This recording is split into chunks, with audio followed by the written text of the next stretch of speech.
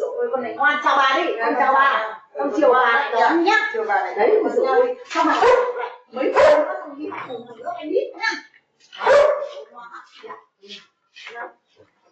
Chiều là 4:10 là tan chị Liên à?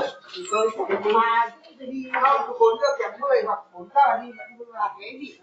Thì 4:10 là tan, nếu mà mưa là nó tan sớm. nó gọi là 4:10 là tan. Thì 4 giờ kém đi 10 đi được. kém 10. Đi cạnh này thôi. Chắc là Liên nha. Đúng rồi. Ông chắc không bỏ thời gian nhá. Không, ông và bà nhỉ. Mà chúng ta cô chào bà đến rồi đi nhá. Vâng, chụp ảnh nhá.